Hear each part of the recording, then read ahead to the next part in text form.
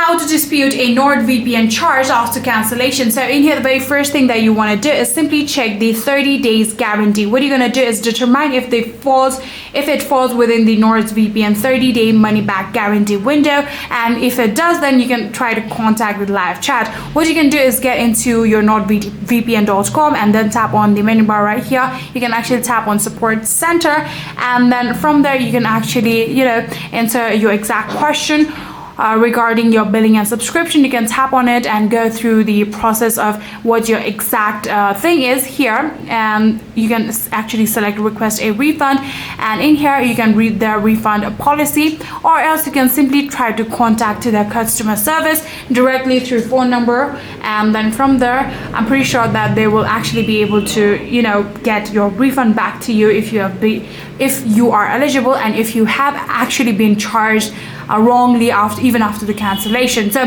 if in case NordVPN refuses the refund post cancellation, you can actually file a chargeback with your bank providing chat logs and also the cancellation records.